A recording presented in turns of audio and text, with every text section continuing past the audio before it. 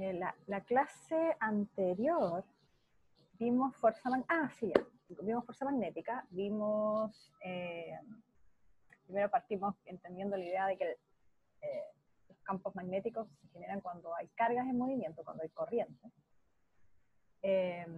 Después hicimos el análisis de cómo interactúan estas corrientes, estas cargas en movimiento, que antes solamente si estaban detenidas interactuaban a través de fuerzas eléctricas, ahora cuando están en movimiento y hay corrientes, entonces además interactúan a través de una fuerza magnética. Y eso lo cuantificamos, bueno, vimos una expresión integral, después vimos que había una expresión simplificada para distintas simetrías específicas, que era el caso de la ley de Ampère. Y finalmente vimos la expresión de la fuerza de Lorentz, que es esta que está acá, donde se incluyen ambas fuerzas, la magnética y la eléctrica. Y entonces, bueno, ahí está corregido el dibujo porque hay un problema ahí con las direcciones de las fuerzas. Entonces entendimos que en realidad aquí en esta expresión vectorial la fuerza tiene la misma dirección que el campo y la fuerza tiene la dirección, en el caso de la fuerza magnética, la dirección perpendicular al plano donde están estos dos vectores, la velocidad y el campo magnético. Después de eso, estoy pensando que hay una carga acá, ¿sí? Una carga que tiene entonces una fuerza eléctrica y una carga que experimenta esta fuerza magnética. Pero después dijimos, ¿y qué pasa si son alambres? Entonces ahí, bueno, hicimos un análisis matemático para poder llegar a la expresión considerando una corriente ahora, considerando una corriente I. Y cuando escribimos esto, llegamos a una expresión integral para la fuerza, que era esta que estaba acá, pero que yo les dije, esta expresión de fuerza magnética considera entonces de quién sobre quién, la fuerza de, a ver, vamos, claro, esto considera la fuerza de este campo magnético sobre un alambre que lleva una corriente, o sea, es de este sobre este. Obviamente que el campo magnético es generado por algo, acá generalmente en los dibujos aparece como estas líneas, pero siempre hay algo que lo genera. Entonces, en el fondo, la interacción siempre es de corriente sobre corriente. Lo que pasa es que uno lo ve, cómo lo calcula con el campo que produce la corriente, y acá en la expresión de la fuerza aparece la otra corriente, la que siente. Pero en realidad, en el fondo, son corrientes que están interactuando. Entonces, cuando vimos eso, acá, bueno, además nos dimos cuenta también que cuando calculamos la fuerza en un loop cerrado, la fuerza magnética total, considerando eso sí que el campo es uniforme, tiene que ser uniforme, daba 0. Y eso significa entonces que el objeto no se traslada, que no tiene aceleración. Porque igual la fuerza, aunque sea magnética, es igual a m por a. Eso sigue siendo válido. Entonces no está acelerando. Esa es una de las cosas interesantes. Y ustedes hicieron un ejercicio, la clase anterior, donde estaba esta espira rectangular, y calcularon entonces la fuerza, y se dieron cuenta que en dos segmentos las fuerzas eran 0. Esto es solo un repaso, arriba y abajo. ¿Por qué? Porque la corriente tenía la misma dirección que el campo B, y como en la expresión de la fuerza hay un producto cruz entre la dirección de la corriente y la dirección del campo magnético, entonces si son paralelos estos dos vectores, de color, si este vector BL es paralelo o antiparalelo al vector B, como es este caso, donde la corriente va para allá y el campo va para allá, entonces el producto cruz da 0. Entonces, este segmento de acá, la fuerza daba 0, en este segmento de acá, que es lo mismo, pero ahora son paralelos, daba 0, y nos quedan solamente los dos segmentos, el segmento 2 y el 4. Y ustedes obtuvieron valores. La cosa es que, bueno, si se fijan, los valores daban iguales, pero con signos opuestos. Cuando lo sumaban, la fuerza daba 0, lo que se cumplía con lo que habíamos visto antes, que si el campo era uniforme, como está aquí dibujado, porque aquí no se dijo una expresión, no se dijo algo así como B0 y tongo, ¿cierto? Solamente fue un dibujo, pero estas líneas paralelas, sin separarse, sin juntarse, equivalen a algo como esto. No numéricamente, pero en el sentido de que es uniforme, ¿sí? Podría ser 2B0, 5B0, podría ser otra constante, pero es constante en el espacio. Entonces, lo que no alcanzamos a decir, porque se nos acaba el tiempo, es que si se fijan bien acá, lo que nos está dando es una fuerza, por ejemplo, en el tramo 2, en este tramo de la izquierda, nos está dando una fuerza que, de acuerdo a nuestro dibujo, sale. O sea, aquí sobre este hilo tengo una fuerza magnética que sale. Y en el hilo 4, el segmento 4 del hilo, que es este de acá, entonces nos daba con la misma magnitud que en el hilo 2, pero hacia adentro. Entonces, si esto lo tenemos fijo, por ejemplo, aquí al medio, si esto tuviese como una especie de eje, donde tiene libertad de moverse, lo que podría hacer esto sería finalmente rotar, ¿sí? Tendría entonces, porque, lo voy a dibujar acá, porque aquí hay una fuerza que lo empuja hacia allá, saliendo, y acá hay una fuerza que lo empuja en la otra dirección entrando. Entonces, si yo mantengo acá el movimiento, o sea, la posibilidad de giro, pero no de moverse lateralmente, entonces esto va a girar, ¿sí? No está acelerando, porque eso ya lo dijimos, si la fuerza neta es cero, que esto es igual a m por a, entonces no está acelerando. Pero sí está moviéndose, está rotando, ¿ok? Entonces, bueno, es lo que está acá, puede rotar, ¿sí? Eso es en el caso de, recuerden que esto de que sea cero es cuando el campo magnético es uniforme, si el circuito está cerrado, pero está en un campo magnético uniforme. Entonces, esto que acabamos de ver acá es, de hecho, el principio de funcionamiento del motor eléctrico, ¿sí? No sé por qué no está, ahí sí, está funcionando. Ya. El motor eléctrico, corriente continua, digamos, lo que hace es, lo que tiene son espiras, son muchas espiras, pero acá está, por supuesto, en este diagrama el dibujo simplificado con una sola espira. Y lo que se hace es circular la corriente a través de esa esta espira cuadrada del dibujo. Entonces, por fuera del sistema hay unos imanes, hay campo magnético aplicado en una dirección especial, como está acá de arriba hacia abajo. Y bueno, y lo que se hace entonces es aplicar una corriente que circule en la espira, y cuando eso pasa, lo que estoy experimentando en la espira es un torque, como el que ustedes calcularon en la espira rectangular anterior. Y entonces las fuerzas hacen que esto gire, ¿sí?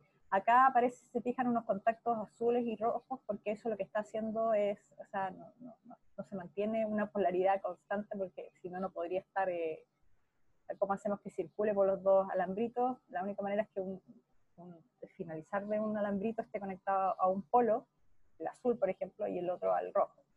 Entonces, al girar, lo que estamos haciendo con el giro, lo que está logrando esto es que la corriente circule de una manera tal que siempre el torque se mantenga en la misma dirección.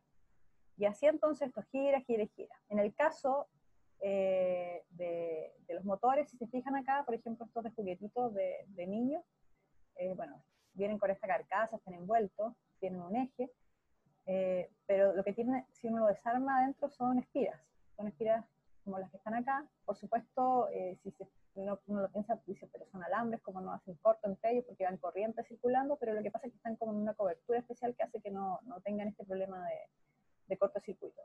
Entonces, es un alambre especial. Y bueno, y todos estos giros entonces lo que hacen es generar más y más espiras. Cuando ustedes vieron el solenoide, había un número que multiplicaba la corriente cuando uno calculaba el campo magnético. Era N, una especie de densidad. N por la corriente, bueno, había otras cantidades, la constante de permitividad, pero había un N, que tiene que ver con el número de vueltas, la densidad, pero no importa. En el fondo, el número de vueltas aumenta.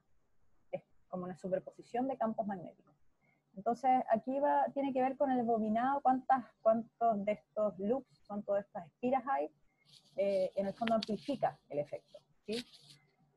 Y bueno, y los motores de C, bueno, esto es básico, ¿no? O sea, funcionamiento elemental, como parte de la revolución industrial, si no estaríamos todos funcionando todavía con caballos, y es como, en realidad el electromagnetismo ha cambiado nuestra forma de vivir. Y hay un ejercicio, Profesora, sí, disculpe, ¿qué significaba motor DC? O ah, sea, es ¿qué que significaba DC en el nombre? sí, es DC, es que bueno, uno lo coloca como en inglés, es corriente direct current, es como Ah, corriente continua, direct current, ya, corriente continua, entiendo. sí, es corriente Gracias. continua. Eh, es como AC/DC, corriente alterna, corriente continua, o si les gusta algo de rock. Ah, claro, comprendo. Ya, entonces, vi una tarea, hay una guía 10 también que espero que la hayan podido mirar, también esta tarea que les estamos dando ahora en la clase, para que ustedes puedan ver qué pasa si lo que tienen ahora, en vez de esta carga puntual en un campo o de esta corriente en un campo externo, ahora lo que tienen son dos hilos con corriente. Uno de los dos, o sea, los dos están generando campo alrededor, ¿sí? ¿Y de qué manera? Con la regla de la mano derecha, en realidad lo que uno tiene son campos circulando alrededor de la corriente, ¿sí? Si uno los dibujara acá, lo que tendría sería algo como esto, circulando, algo como esto. ¿Y de qué forma circularían? Bueno, el pulgar muestra la dirección de lo que está recto, que en este caso son las corrientes hacia arriba, y la mano derecha gira en la dirección del campo que lo rodea. Entonces, bueno, aquí como sale en el dibujo, entonces el campo viene aquí dando vuelta en esta dirección. Los dos tienen la misma corriente, pero uno podría preguntarse qué pasa si uno va hacia arriba y el otro alambre va hacia abajo. Así que traten de revisar aquí en función de la distancia también. Por ejemplo, ¿qué pasaría si uno coloca un tercer alambre que al medio? ¿Qué distancia la tendría que colocar para que fuera, no sé, las clásicas preguntas, que no sintiera la fuerza, pensando que son distintas, voy a colocar una distancia X acá, de lo infinito, con corriente hacia abajo, por ejemplo. No sé, esas son las configuraciones, que son también típicas preguntas de prueba. Entonces, miren la interacción que pasa con las fuerzas cuando lo que tienen son alambres. Es lo mismo que antes, simplemente que ahora tienen que calcular el campo para poder entender cuál es el campo que va, porque acuérdense que la expresión de fuerza tiene las dos cosas, ¿no? Tiene la corriente con la dirección que tiene y el campo. Como les dije, para que no se olviden, este es el que genera la fuerza y este es el que la siente. Entonces es el que genera la fuerza, depende si calculan de este sobre este o del otro sobre el otro, sobre el hilo de corriente. ¿Ya? Para que tengan cuidado aquí con cuál es cuál en estas dos partes. En esta es el que siente y en este es el que produce. Y esto está de tarea, para que ustedes lo revisen. Y lo que vamos a ver entonces ahora es ley de Faraday. Una maravilla, una cosa revolucionaria. Yo les hablé del motor, pero en realidad la ley de Faraday es, o sea, bueno, la contribución de Faraday en general, es la que cambió todas las formas de generación de energía que conocíamos hasta antes de la revolución industrial, por ahí va de la mano, ¿no? O sea, los generadores, los sistemas, la luz, digamos, que nosotros tenemos, la energía eléctrica que se genera en las centrales hidroeléctricas, se genera a través de, o sea, se apoya en el uso de generadores, y todos los motores eléctricos, motores de automóviles, incluso, por ejemplo, Faraday también tiene que ver con que cuando uno va en avión y cae un rayo no sufran daños los equipos ni tampoco las personas dentro, que es como el efecto de la jaula de Faraday. Así que generadores, transformadores, motores, todo esto partió con Faraday. Sí, es bien interesante la vida de Faraday.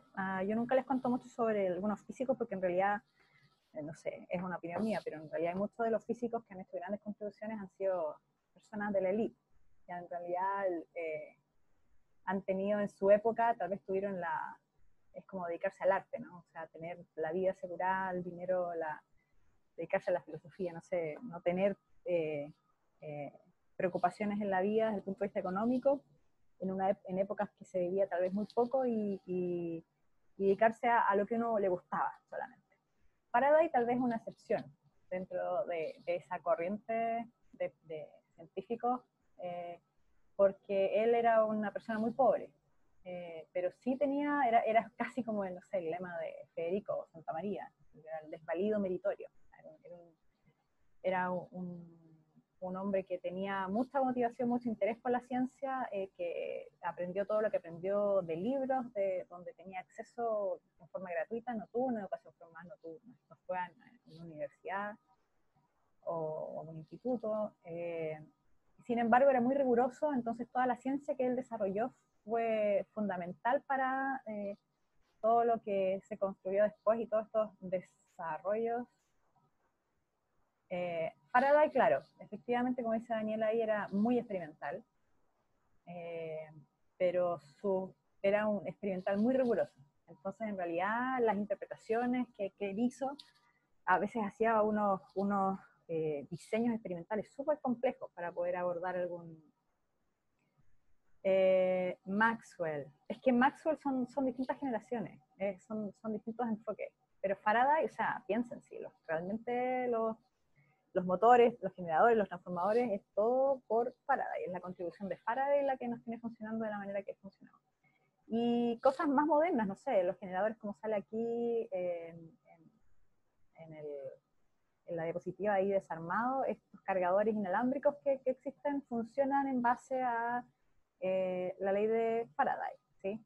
Fíjense acá, lo que tiene es una espira enrollada. Ahora vamos a ver cómo esto permite generar una diferencia de potencial para poder alimentar, digamos, el sistema, pero es una espira, ¿sí? Es planita, no tiene que estar enchufada, sino que el teléfono tiene que estar sobrepuesto al cargador inalámbrico.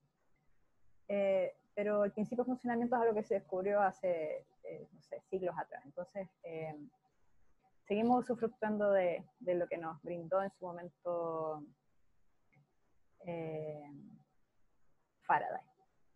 Maxwell, lo que pasa es que el formalismo matemático de Maxwell, como dice Daniel ahí, es el que, bueno, de hecho hay correcciones sobre las leyes, que tienen los dos apellidos, ¿no?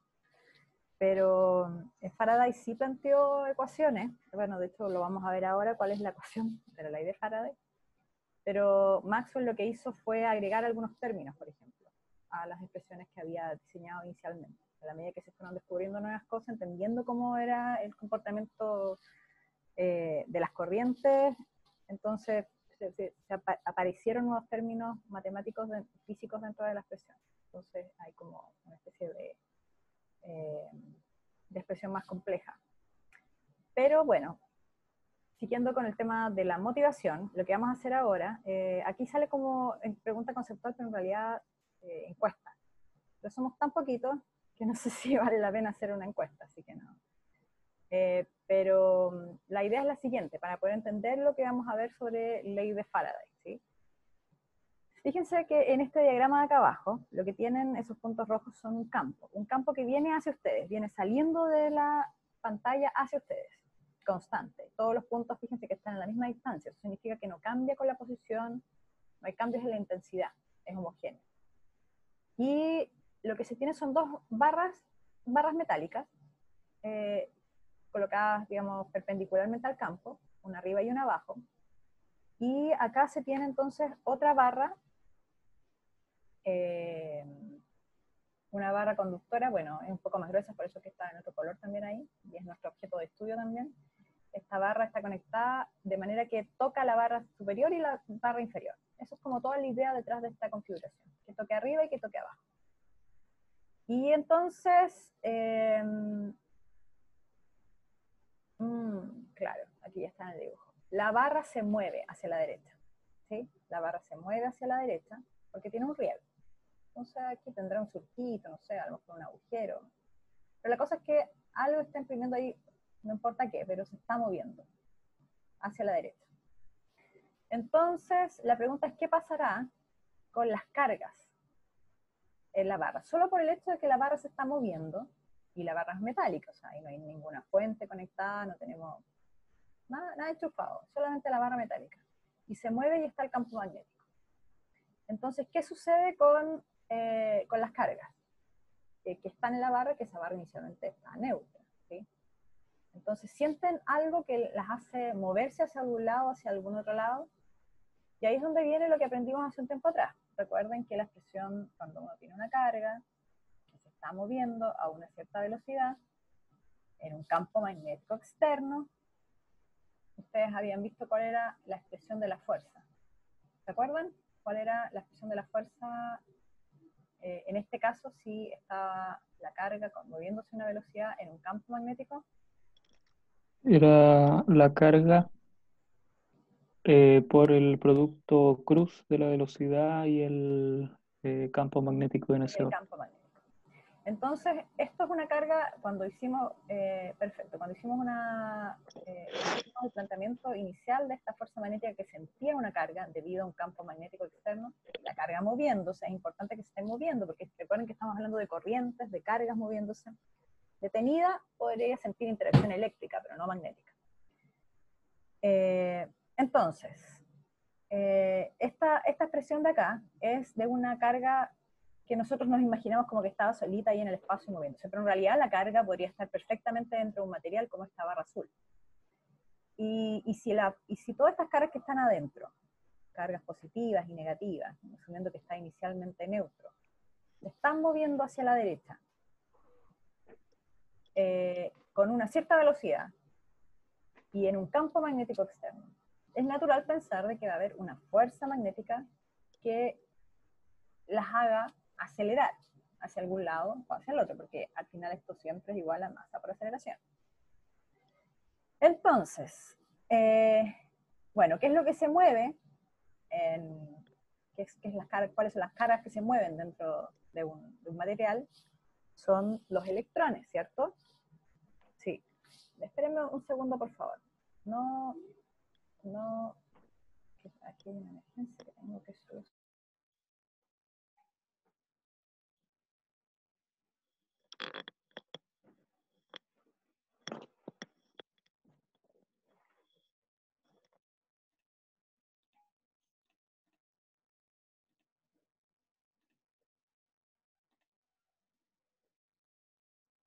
Ya, entonces, como les decía, es natural pensar que hay fuerzas que se están moviendo hacia arriba o hacia abajo. Porque ¿para dónde más se podría mover? Bueno, podría moverse en realidad hacia el borde derecho o hacia el borde izquierdo. Entonces, ¿cómo sabemos hacia dónde se están moviendo? Porque acá la pregunta dice, ¿qué pasa con las cargas? ¿Suben, bajan, no les sucede nada? Entonces tenemos que analizar cómo es esta expresión de la fuerza. ¿Qué dirección tendría una fuerza que podrían estar sintiendo las cargas en esta barra? Y si es una carga positiva o una carga negativa, ¿hacia dónde se movería? Entonces imaginémonos que en esta barra, si estuviéramos haciendo algo así como un zoom acá, un zoom, entonces tenemos una carga negativa. Y la carga negativa se está moviendo hacia la derecha, de acuerdo al dibujo, y está experimentando un campo magnético que sale del plano. Entonces la pregunta es hacia dónde apunta la fuerza magnética si esta es una carga negativa, considerando la regla de mano derecha. Hacia arriba. Entonces, cuando apoyamos el canto, veamos, Norberto, apoyamos la mano en la velocidad, claro, y giramos la mano, que quedaría como de frente hacia ustedes, giramos la mano hacia la dirección del otro vector, que es el vector campo magnético que está saliendo de la pizarra. Entonces, no me queda otra que hacerlo pop, así. Es difícil esto de los ángulos, pero a ver, ahí, apoyado en B, giro hacia el otro campo que está saliendo de la pantalla y mi pulgar apunta hacia abajo. ¿Sí? Ese es el producto cruz, hacia abajo. Solo el producto cruz. Ahora, claro, si la carga es negativa, entonces eso cuenta como un signo que va acá adelante de la expresión, como un menos. Entonces, esta carga negativa en realidad estaría sintiendo una fuerza hacia arriba, ¿sí? Una fuerza hacia arriba. Sí. Si es positiva, bueno, ya lo vimos, no, porque en realidad el signo le cambió la dirección a la fuerza, así que si es positiva iría hacia abajo. Así que finalmente se produce una especie de acumulación. Las cargas negativas se sienten empujadas, solo porque la barra se está moviendo. Se sienten empujadas para moverse hacia arriba. Y las cargas positivas se sienten, o el déficit de carga negativa en el fondo, va hacia el extremo inferior. Entonces, uno podría decir, bueno, pero ¿cuándo para este proceso? ¿Sí? Acá la pregunta, bueno, la primera pregunta era ¿qué pasa? Las cargas negativas se mueven hacia el extremo, superior. ¿Sí? Esa era como la respuesta. Pero la pregunta siguiente es ¿qué pasa con las cargas? ¿Se siguen acumulando? ¿Se mueven todas? Y acá queda una especie de vacío de cargas porque todas se movieron hacia arriba y todas se movieron hacia abajo, ¿qué creen ustedes que podría pasar? ¿Qué puede detener el proceso? ¿Qué podría hacer que el proceso se detenga? Que no siga como hasta que ya no hay más carga. La fuerza de repulsión entre las mismas cargas. La fuerza de repulsión, exactamente. Porque si ustedes tienen una carga negativa que se movió hacia arriba, después llegó otra carga negativa, después llegó otra moviéndose, la siguiente que venga hacia allá va a sentir estas otras que están aquí arriba. Entonces, mientras más se van acumulando, más cargas se van acumulando aquí arriba, más difícil le va a hacer a esta carga acumularse en esa área. Y va a llegar un punto, si lo vemos, esto es como bien descriptivo, pero va a llegar un punto en que no va a poder romper esa fuerza, porque la fuerza con la que se mueve, esta que calculamos, está dada por cosas que no son de la barra, con la velocidad y el campo. Entonces, si aparece un agente que es propio de la barra, que son todas estas acumulaciones de carga, y como son signos iguales, la fuerza eléctrica es opuesta, o sea, se opone al movimiento de la otra carga negativa, eléctrica. Entonces va a llegar un punto en que esta fuerza magnética, insisto, que está dada por cosas de afuera, esto y esto, no por el movimiento acá adentro, sino por lo que está afuera, entonces no va a poder vencer esta fuerza eléctrica, porque la fuerza eléctrica está creciendo en el tiempo, y más carga acumulada en ese extremo. Entonces va a llegar un punto en que la fuerza eléctrica va a ser igual a la fuerza magnética.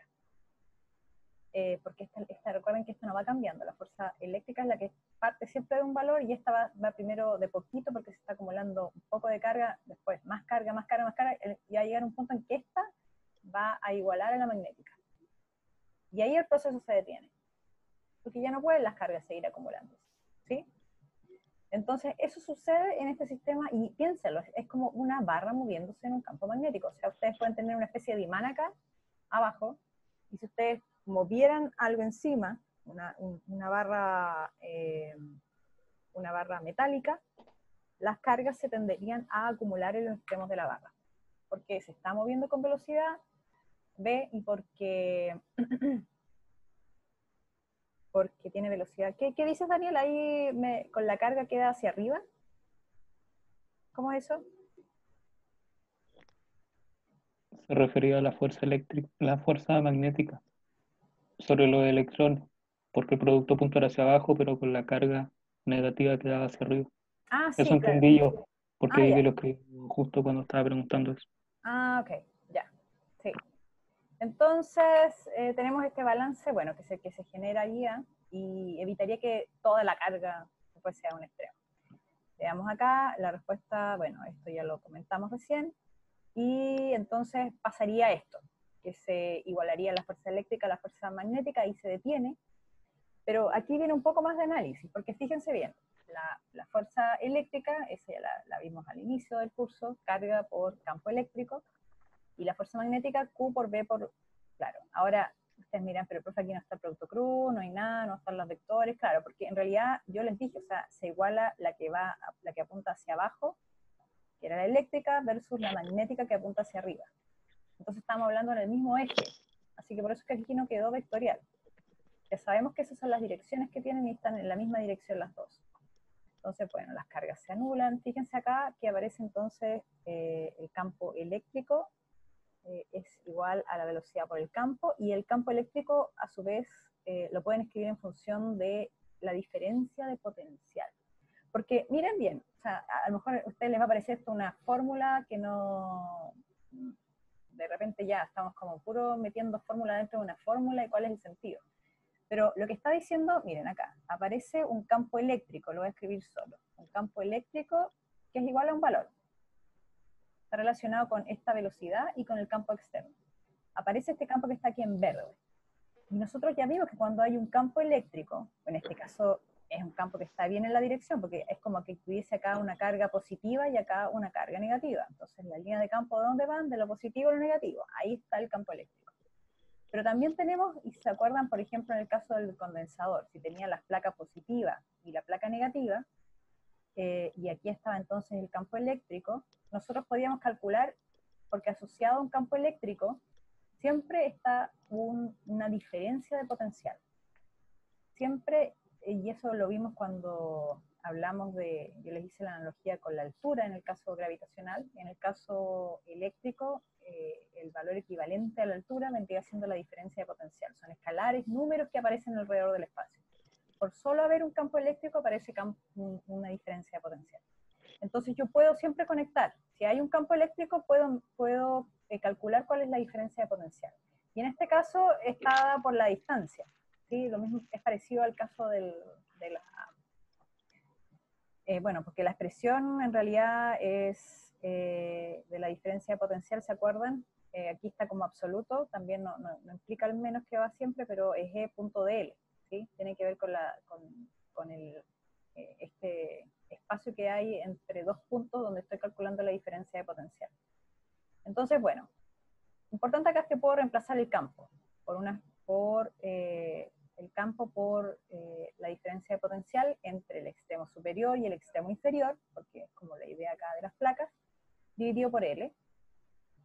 O bien puedo reemplazarlo, no sé. Bueno, lo importante es que yo puedo colocar acá, en esta expresión de diferencia de potencial, si yo quiero calcular cuál es la diferencia que existe entre el extremo superior e inferior de la barra, reemplazo este campo acá, y me queda, fíjense, diferencia de potencial, el largo de la barra, o sea, si quiero una mayor diferencia de potencial, tengo que usar una barra más larga, la velocidad con que la muevo, o sea, si quiero una mayor diferencia de potencial, la tengo que mover más rápido esa barra, y el campo externo. Mientras mayor el campo, más también tengo diferencia de potencial. Esta cosa es geométrica, esto tiene que ver con el movimiento que yo le imprimo, y esto es el campo externo que está dado por los imanes, ¿sí? Entonces, esa es la diferencia de potencial que aparece en este caso, solo porque la barra es muy loco, porque una diferencia de potencial es como si fuera una batería. ¿Sí? Tengo un polo positivo y uno negativo, tengo una diferencia potencial que me sirve para prender, por ejemplo, una ampolleta, o una linterna, ¿sí? Bueno, con pila. Bueno, el caso un poco más complejo de la red eléctrica, pero también hay una diferencia potencial, que oscila, pero bueno, es diferencia de potencial. Entonces, solo por mover la barra en un campo magnético, yo tengo una diferencia de potencial generada. ¿No les parece como muy loco? Es como una fuente de energía, finalmente, pero solo por mover la barra en el campo magnético. Entonces, por aquí ya estamos empezando a dilucidar lo que es la ley de Faraday. Entonces, bueno, acá está. Si tengo una diferencia de potencial, entonces, por supuesto que puedo prender la ampolleta. ¿Por qué? Porque es una pila, básicamente una pila, pero tiene que estar moviéndose y en ese campo magnético, porque las cargas se acumularon ahí. El tamaño de esa diferencia potencial es esto que está acá. Recuerden, depende del largo, de la velocidad y del campo externo. Entonces, esto se enciende. Y, bueno, escribiéndolo de otra manera para poder encontrar una dependencia, porque aquí esto va a depender un poco de la geometría del sistema, en vez de escribir LB por largo por la velocidad, para hacer un diseño, ¿sí? Por ejemplo, del sistema. Yo puedo escribir la velocidad como la variación de la posición en el tiempo, donde la posición es la posición lateral, acá abajo está en X. Es la variación de esa posición en el tiempo. Y entonces después vengo y escribo la derivada de, bueno, cambio aquí un poco la ubicación de la expresión diferencial, meto entonces el largo, que en este caso es constante, el campo magnético también que es constante, y entonces fíjense bien, lo que tengo es el ancho y el largo acá, está X por L. ¿Qué es X por L? Es el área, esto que está acá. Entonces, cuando yo tengo esta diferencia de potencial que genero por mover la barra, en realidad lo que estoy teniendo es una diferencia de potencial que se produce porque yo estoy variando esta área que está acá, donde estoy cerrando este circuito. Esta área, cuando yo la agrando, por ejemplo, si se fijan acá, tengo una mayor diferencia de potencial, o si la hago más pequeño, tengo, bueno, una menor, y depende del campo magnético también. Como esto que está acá es B por A, y como ya vimos en el caso eléctrico que el flujo de campo eléctrico era el campo por el área, o sea, recuerden ese ejemplo como de la ventana, tengo un área y las líneas de campo atravesando esa ventana. Bueno, yo les dije incluso en ese momento, podría ser un campo magnético. pero en ese caso vimos el campo eléctrico. Pero el flujo de un campo es básicamente las líneas de campo que atraviesan un área específica. Entonces en este caso es simplemente cambiar el nombre, el apellido del campo es ahora magnético. Y le llamamos flujo magnético entonces al V por A. Pero por supuesto puede ser, no necesariamente, V por A es la expresión como particular, porque la expresión general en realidad tiene que depender de qué tanto varía el campo en el espacio. Por eso es que cuando escribimos esto, ahora lo hacemos en la expresión integral, porque el campo podría no ser constante. El V por A, así como habíamos visto antes que el flujo de campo eléctrico era la integral cuando vimos Gauss, E punto de A, ¿se acuerdan? Incluso podríamos completarlo aquí, que era la carga encerrada partido por epsilon 0.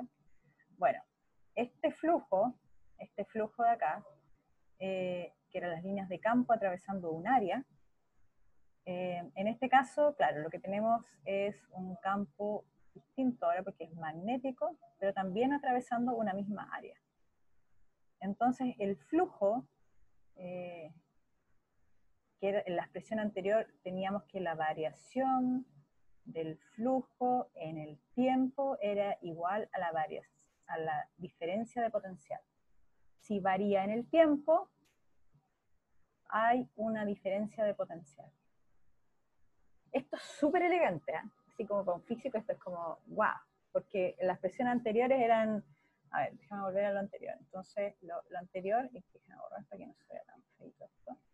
Claro, acá decía la derivada de V por A, pero cuando lo pasamos a un flujo esto, entonces, y a la expresión integral, lo que tenemos entonces es, lo que tenemos entonces es que la variación en el tiempo, mírenlo acá, variación en el tiempo de esta expresión dentro, que es el flujo, es igual a, y aquí está como magnitud, no hay signos asociados, pero está como magnitud, es igual a la diferencia de potencial que se induce. Porque todo esto es inducido. ¿Por qué? Porque estoy moviendo la barra en un campo magnético, nada más que eso. Entonces tengo la expresión formal del flujo, campo magnético, área, de la misma manera que con el campo eléctrico, el flujo magnético depende de qué? Del campo magnético, del área que está atravesándose y del producto punto. La inclinación entre las líneas y la superficie. Si la superficie está de frente y todas las líneas atraviesan, entonces maximizo. Pero si resulta que la superficie está mirando de lado, entonces no logro entrar en el área, tengo un flujo mínimo en ese caso. Entonces, y aquí viene la ley de Faraday, que es un poco lo que les estaba contando recién. Lo que incluso dedujimos con la barra que se movía. Aquí está la expresión bonita. Esa E que está a la izquierda es, bueno, estaba como diferencia potencial, ¿no? Esto de acá es la FEM inducida se llama, que es el voltaje inducido en este caso. ¿Por qué? Porque la barra se mueve, entonces tengo una variación de área. En el ejemplo anterior era el campo constante, solamente por mover la barra yo estaba agrandando el área que era atravesada por las líneas de campo magnético. ¿Sí? Había un cambio en el flujo entonces. ¿Por qué? Porque aumentaba el área. Y esta expresión de fuerza electromotriz, o bueno, de voltaje inducido, como quieran decirlo, es igual a la variación del flujo de campo magnético en el tiempo. Tiene un menos acá adelante, ese menos es, nunca he visto un menos con más significado que este menos de acá, desde el punto de vista físico, pero dejémoslo un segundo de lado al menos para que no nos mareemos con tanta información. Pero lo que está diciendo acá es que si yo varío, sin considerar el menos, lo que está diciendo acá es que como esto de acá depende del campo magnético y del área, me está diciendo que si yo tengo un campo en el espacio que atraviesa un área y está todo constante, el área y el campo, no cambia en el tiempo, no tengo FEM inducida. ¿Sí? Es como que yo tuviese la espira del motor ese que les dije en el ejemplo anterior y tengo el campo ahí metido. Y la espira está fija, no puede girar, por ejemplo. Como está fija y el campo lo atraviesa, no tengo cambios ni en el campo que atraviesa el área, ni en el área que está siendo atravesada, ninguna de estas dos cosas de acá, ni tampoco en la orientación relativa entre ellos. Entonces, no hay cambio en el tiempo, la FEM es cero. Pero si cambia el campo magnético, si yo tengo un área, y tengo, déjenme acá, y tengo un campo, por ejemplo, que viene así, en esta dirección, sin importar que sea más abierto o que sea, pero que, por ejemplo, cambia como seno de omega t, no sé, que tiene una dependencia en el tiempo. Entonces, cuando yo cambio, cuando yo evoluciona esto en el tiempo, hay un cambio del campo magnético. Entonces, cuando derivo esto, no me va a dar cero, porque el campo depende del tiempo. La otra opción es que el área dependa del tiempo. ¿Y cómo hacemos eso? Como el riel. En el caso del riel, yo tengo la barra, y la barra se está moviendo, y el área que estoy considerando es esta de acá. Entonces, si la barra se mueve, esta área va creciendo. También podría pasar que tengo el riel y que se está acercándose acá al riel, y el área está achicándose en el tiempo. Entonces, cualquiera de estas posibilidades, sea el campo que cambia en el tiempo, el área que cambia en el tiempo, o la orientación relativa, porque el producto punto, que cambia en el tiempo, tengo un voltaje inducido. Esta es la ley de Faraday, ¿sí? La ley de Faraday entonces les dice a ustedes que si ustedes son capaces de hacer un cambio en el tiempo de estas cosas, pueden generar un voltaje, pueden tener una fuente de voltaje. Una fuente de voltaje. Ahora, claro, recuerden entonces que pueden aumentar o disminuir el área, aumentar o cambiar el voltaje, o sea, el campo magnético en el tiempo. Pero además la ley de Faraday, como está escrita acá, tiene un menos adelante. Déjenme terminar acá porque esta parte creo que es el mismo resumen, ¿sí? ¿Se fijan? Cambio de campo, cambio de área o orientación relativa. Pero además la ley de Faraday tiene un signo menos adelante. Y ese signo menos, lo que está diciendo es que la FEM que se induce en el sistema se opone. Este menos lo que dice es que se opone al cambio, a este cambio que es la variación en el tiempo. Se opone a este cambio, ¿sí? Si el flujo aumenta, por ejemplo, o sea, esta derivada finalmente es positiva, porque el flujo aumenta, el área está aumentando, por ejemplo, o el campo está aumentando en el tiempo, entonces este menos que está en esta expresión, lo que busca es generar una FEM que se oponga a ese aumento del flujo. Y si el flujo está disminuyendo, porque, por ejemplo, el área que está siendo atravesada por el campo se achica, o porque el campo magnético está disminuyendo en el tiempo, recuerden que son disminuciones en el tiempo, ¿sí? No en el espacio, sino que en el tiempo.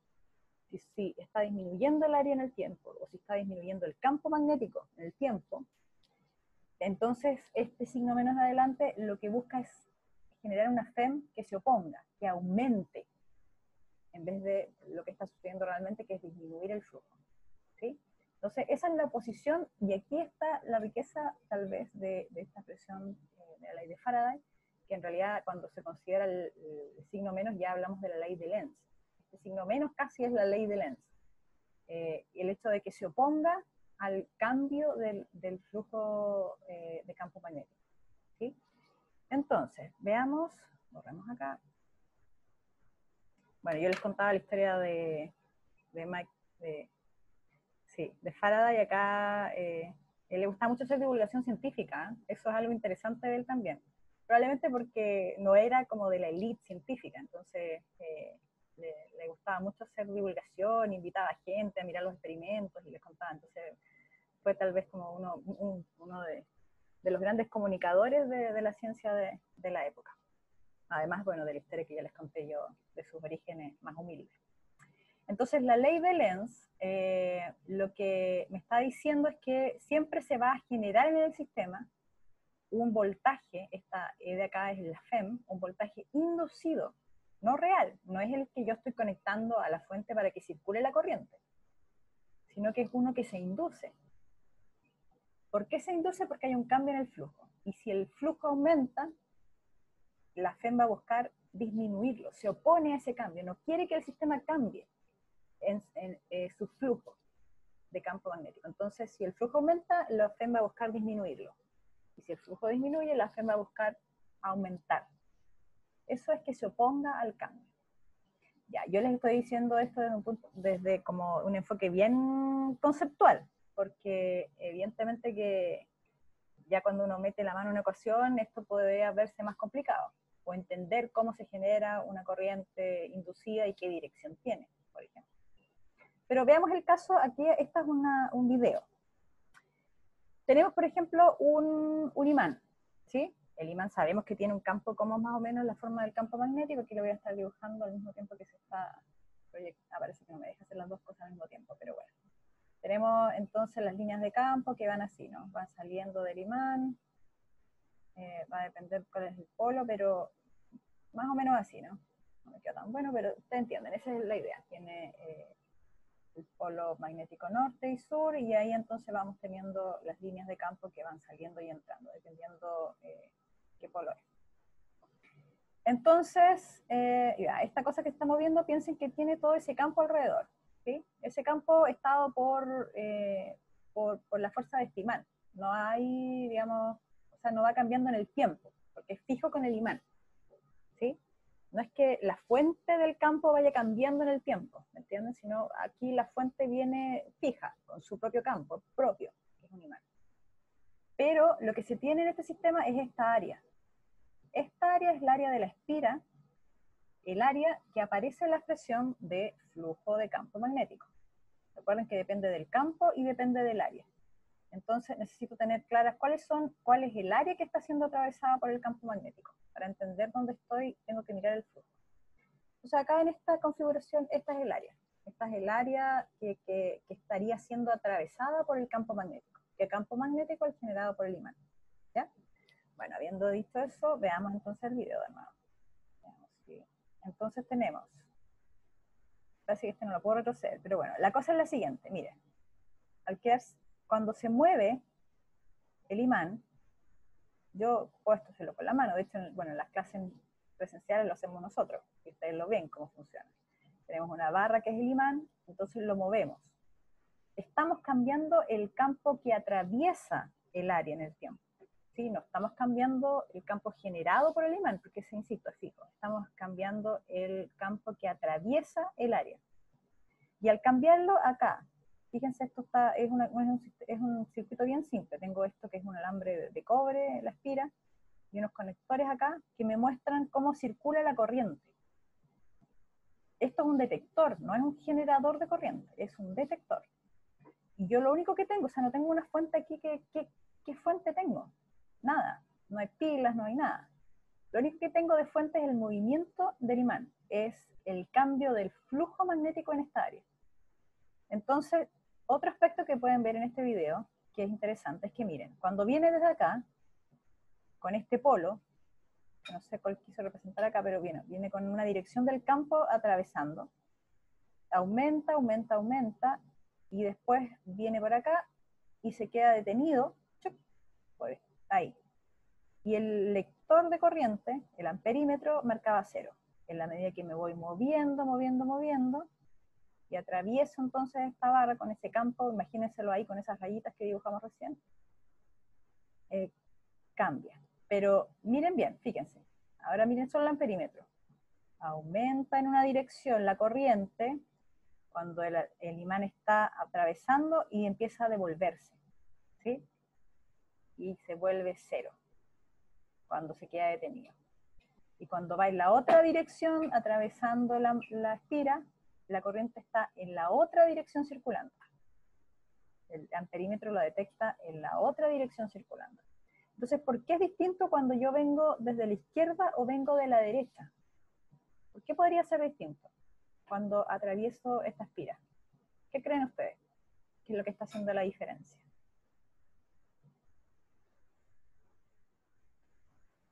Porque como se mantiene el imán en una misma dirección, el campo magnético va de un polo a otro. ¿Ya? ¿Y entonces qué es lo que estaría haciendo eso? Que, a ver cómo decir, eso haría que el flujo tuviera una, claro, porque hay un vector área, ¿no?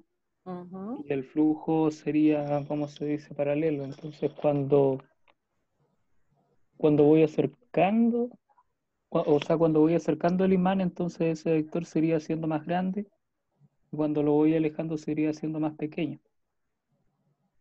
Y eso generaría un cambio en el campo, pues se mantiene el área y se mantiene la orientación también, entonces eso genera al fin y al cabo un cambio en el, ¿cómo se llama? En el flujo, Un en cambio el tiempo. en el flujo. Pero recuerden que lo que está midiendo ese aparatito ahí es corriente, ¿sí? Claro, ¿Sí? Es la corriente la que está midiendo. Recuerden que, fíjense ahí que la perilla no se está moviendo, sino que solamente detecta el cambio en la corriente que se genera.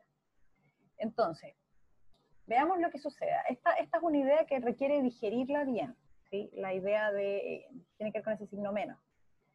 Tienen que digerirla bien porque no sé, yo esta idea siempre la repito varias veces, no una clase, sino varias clases, porque tengo la impresión de que no es tan trivial entender el concepto. De partida, estos son ay, corrientes inducidas. O sea, perdón, voltaje es inducido, ¿sí? Voltaje inducido. FEM es inducido. Ese es el apellido que tiene esa letra E. FEM inducida.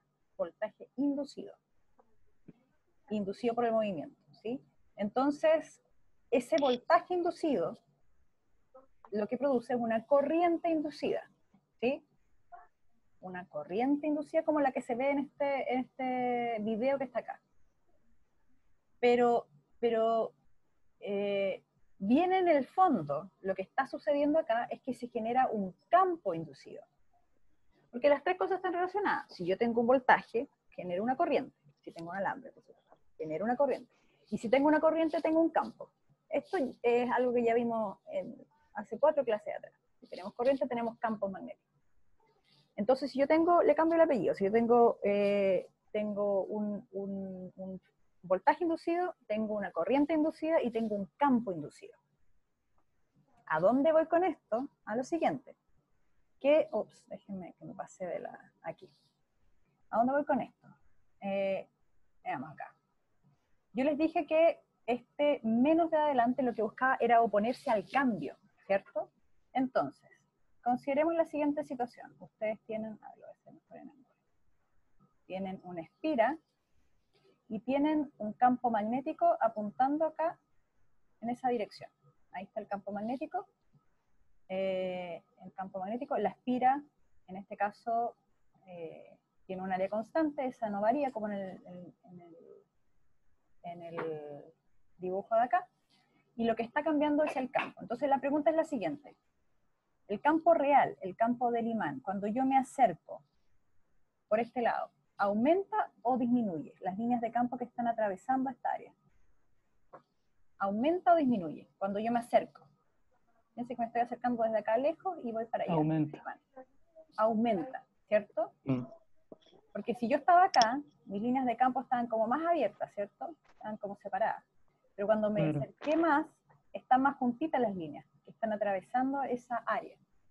Entonces yo tengo un aumento del flujo cuando me estoy acercando, ¿sí?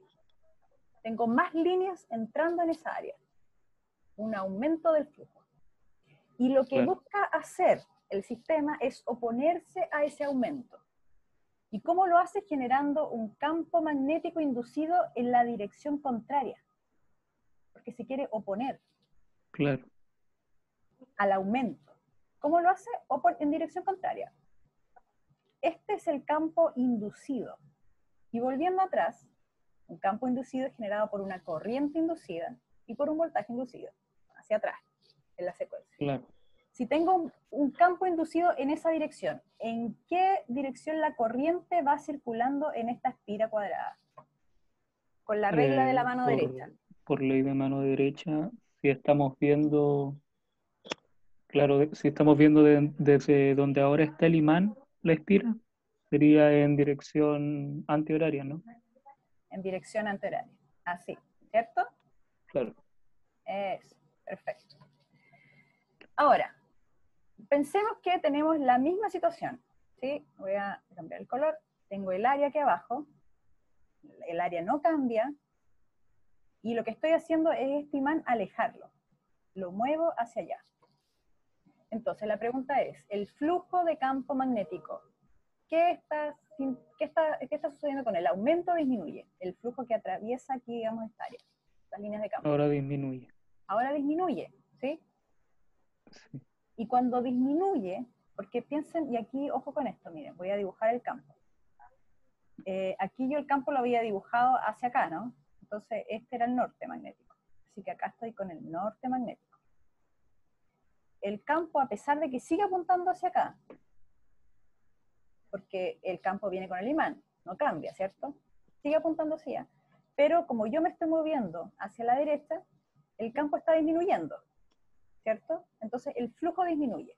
Y si el flujo disminuye, lo que me dice esta ley es que yo me opongo a ese cambio. No quiero que disminuya, quiero que se mantenga igual que antes. Entonces la pregunta es, ¿el campo inducido hacia dónde debería apuntar para compensar esta disminución? En la misma dirección que el campo. En la misma dirección que el campo real, hacia allá. Claro, que el campo Entonces, original. No hay sé que cómo el decirlo. campo, sí, que el campo real, el campo, digamos, del objeto que se está moviendo. ¿Y qué corriente entonces genera este campo inducido? ¿Qué corriente, bueno, acá era corriente inducida, qué corriente inducida genera este campo inducido? Uno en dirección horaria. En dirección horaria, la contraria a la que había antes, ¿sí? Claro.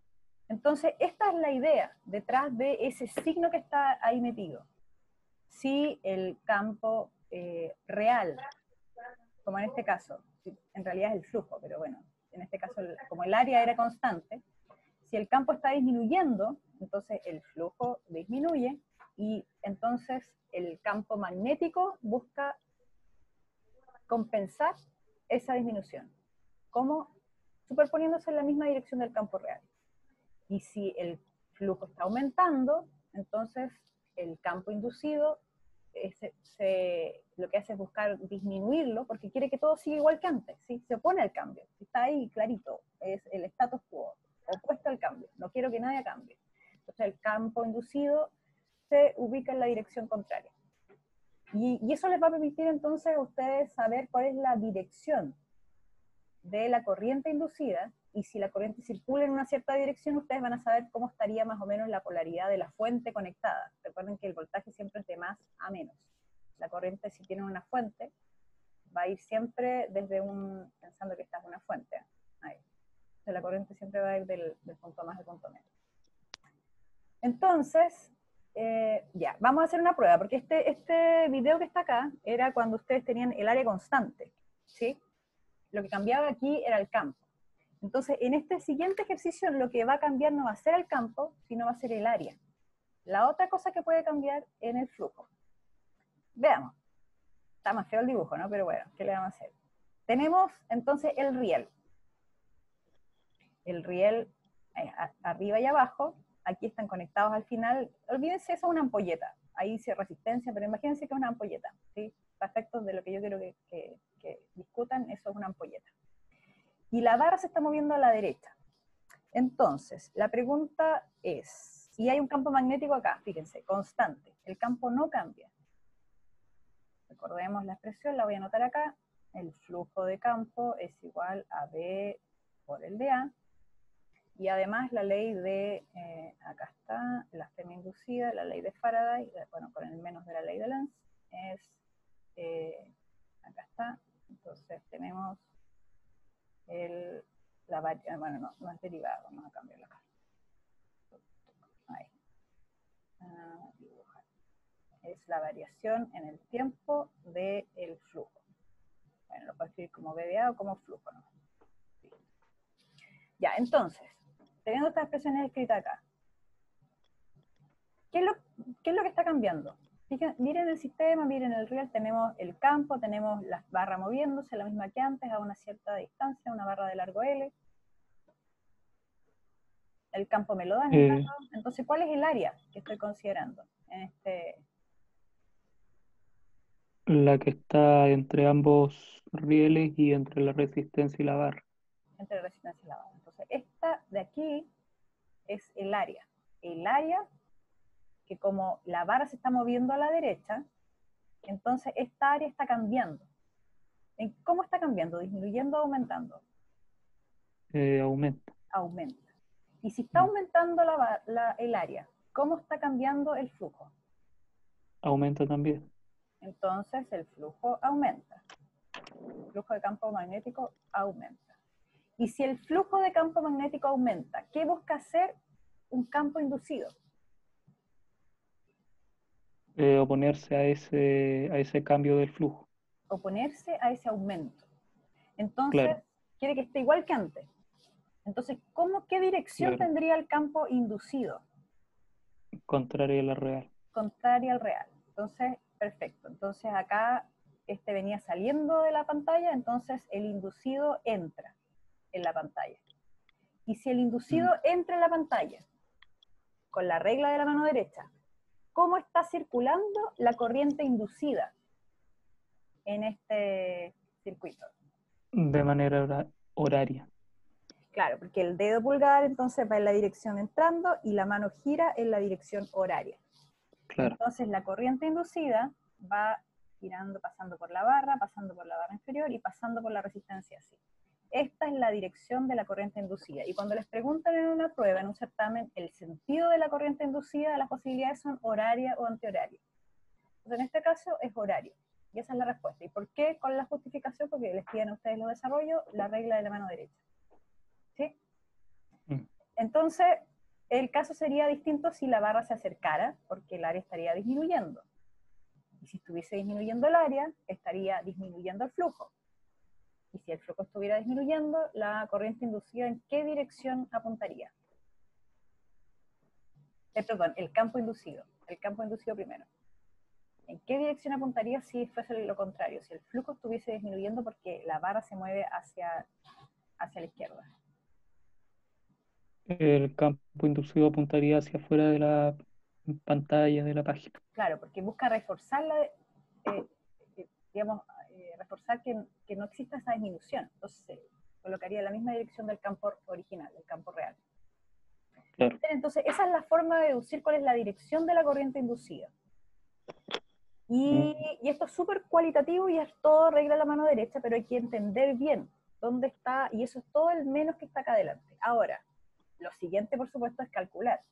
Porque ya tenemos con esta, que voy a borrar todo, a pesar de que he escrito las fórmulas, pero prefiero escribirla mejor, más limpio acá. Esta expresión de acá, lo que nos dice, ¿qué hemos dicho? ¿Horario o antihoraria? La corriente inducida. ¿Para qué caso? Para el que está en la pantalla, El que cuando está, se mueva a la derecha. claro, horario, ¿cierto? Eso sería. Ya, entonces, esta expresión de acá lo que nos Claro. permite es calcular la FEM inducida. Porque yo les dije, para entender esto, dijimos que se generaba un campo inducido. Y después entendíamos cuál era la corriente que generaba ese campo inducido, pero a la vez también podemos obtener una FEM inducida a partir de esto. ¿Y cómo la calculamos? Ya tenemos que meter mano a la fórmula, a la variación del flujo magnético en el tiempo. ¿Sí? Déjenme mirar la hora para que no nos... No, estamos bien. Estamos súper bien. Entonces, ¿cómo hacemos esto? Tenemos que, bueno, podemos escribir la expresión, la variación de esto en el tiempo, y aquí escribir lo que es el flujo. ¿Sí? El flujo es, ¿qué cosa?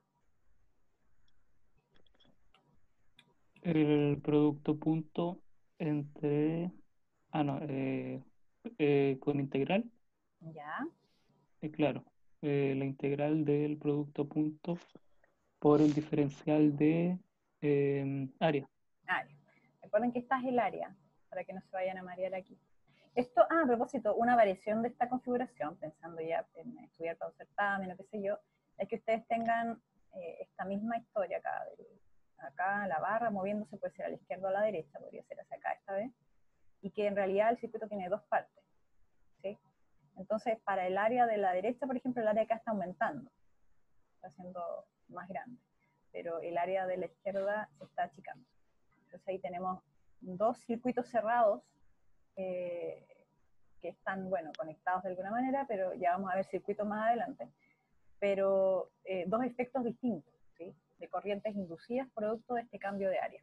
Esa es otra posibilidad que se las dejo ahí planteadas cuando tengan que estudiar. Entonces, quedamos en que...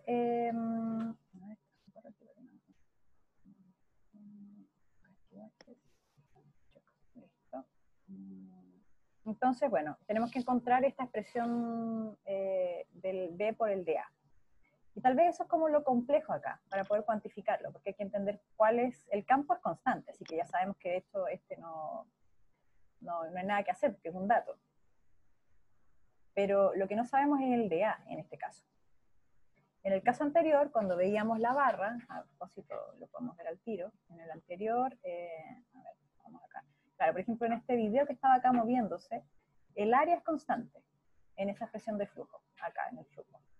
Pero lo que está cambiando es el campo magnético. Por supuesto, la expresión matemática del campo aquí igual es media compleja y habría que modelarlo y todo, porque es un imán, no son líneas rectas, o no tenemos, o sea, sería más o menos difícil hacerlo. Pero en este caso, área es constante. En este caso, el campo es constante. Entonces, lo que tenemos que entender es cómo expresar el área. Bueno, aquí está la corriente. Aquí vimos cuál era la... Fíjense bien, esto es interesante. Miren, acá es lo mismo que tenemos acá. La corriente es horaria y donde está la barra es donde se acumula la carga, ¿sí? Ahí es donde está la FEM. Ahí es donde está la fuente que me genera la corriente inducida. En esa barra moviéndose. Ahí es donde se acumuló la carga. Arriba la negativa y abajo la positiva. O sea, ahí tengo mi batería, mi FEM, que induce corriente, que induce campo, para contrarrestar el aumento o la disminución, dependiendo cómo se mueva.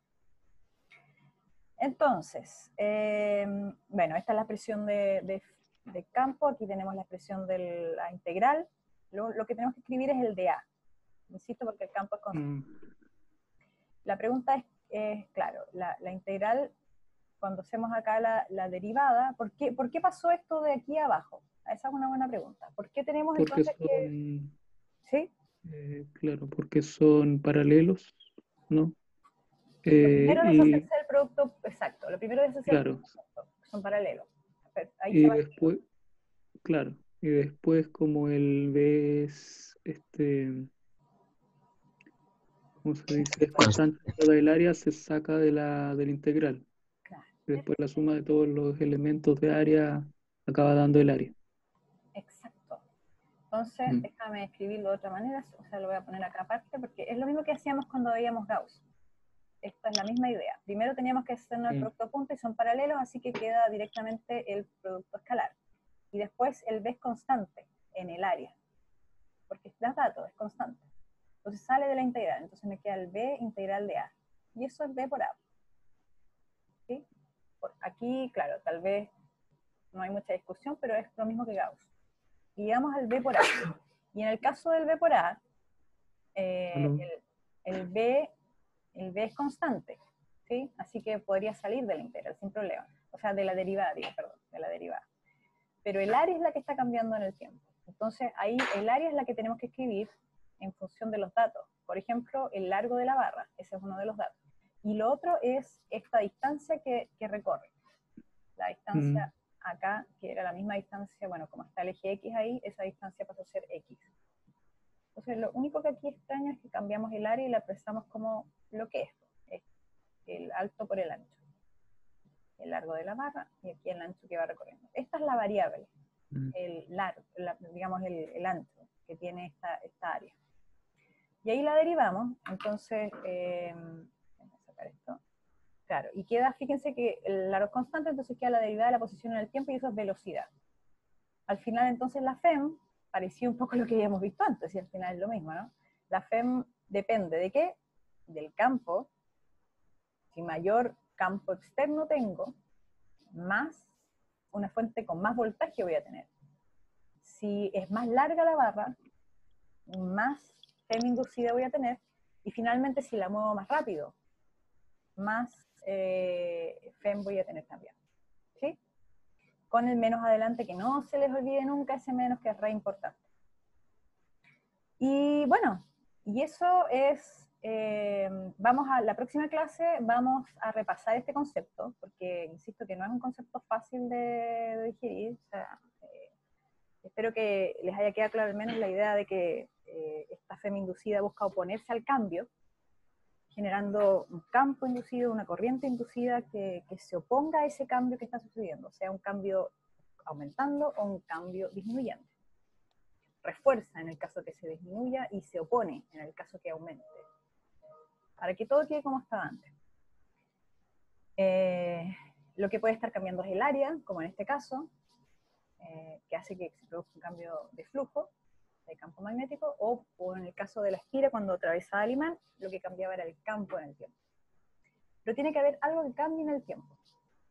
Si no está cambiando en el tiempo, y siempre en asociación a un flujo, o sea, es lo que pasa dentro de un área. Si el área aumenta o disminuye en el tiempo, o si las líneas que atraviesan esa área aumentan o disminuyen en el tiempo. Eso es lo único que produce entonces una FEM inducida. Y entonces tenemos una manera de generar voltaje, de generar corriente. Si lo que tenemos es un imán, por ejemplo, como que proveería de ese campo B que está ahí en la expresión, y tenemos entonces, en este caso, bueno, un aumento en el área, o bien, como vimos en el caso anterior, un aumento de una variación en el campo para la misma área, y aparece entonces una FEM inducida. La próxima clase vamos a ver algunos ejercicios un poco más complejos de cómo calcular FEM inducida. Por ejemplo, para adelantarles solamente, ya que nos quedan unos minutos, como otra forma de cambiar o campo o área en el tiempo, es que ustedes tengan, imagínense un hilo que lleva corriente. Esto significa que esta es la fuente de campo, ¿no? Este es como nuestro generador de campo. Y a la derecha de él, por ejemplo, tienen una espira. Si esto está quieto, no pasa nada. ¿Sí? Una espira podría tener otra forma la espira, pero puede ser cuadrado o rectangular. Si esto está así tal cual, quieto, no pasa nada. Pero imaginémonos que la espira la muevo hacia la derecha o hacia la izquierda, hacia allá, por ejemplo. Si la muevo hacia la derecha, recuerden que el campo en un hilo va así como círculos, ¿sí? Para que no se olvide la forma que tiene el campo. Entonces, si yo la muevo hacia la derecha, con una cierta velocidad, no sé, pero hay un cambio en el tiempo. ¿Qué es lo que está cambiando acá?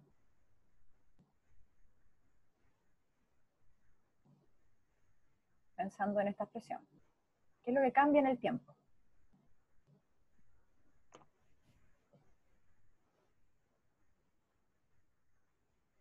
¿Qué es lo que está cambiando en el tiempo? Que podría generar una... Sí, perdón, ¿cuál es la pregunta? Si alejamos el La espira. rectángulo, digamos, la espira cambiaría el campo, ¿no? Claro, porque Y el con ello campo el que flujo. atraviesa, yo parto cerquita, hay más líneas de campo, y si me estoy alejando hay menos líneas de campo atravesando esta área, que está acá. Entonces mi flujo, al estar alejándome, mi flujo disminuye. ¿Sí? Mi flujo está disminuyendo. Si Claro. bueno, en la dirección contraria habría más líneas de campo atravesándolo, entonces mi flujo aumentaría. Pero se fijan acá, hay un cambio. El campo que genera el hilo es el mismo. El área es la misma. Pero como yo la estoy moviendo, entonces van más o menos líneas atravesándola, esta área de la espira en el tiempo. Y al suceder eso, entonces, como hay un cambio de flujo en el tiempo, aparece una FEM inducida. Como lo que busca hacer es reforzar esta disminución. Se opone al cambio, no quiere que disminuya, quiere que esté igual que antes. Entonces, ¿cómo lo hace? Reforzando esa. Bueno, este ejercicio lo vamos a ver después, solamente les estoy adelantando, pero es para que se hagan una idea de que hay distintas configuraciones donde el flujo de campo magnético puede cambiar. ¿Sí? No sé si tienen preguntas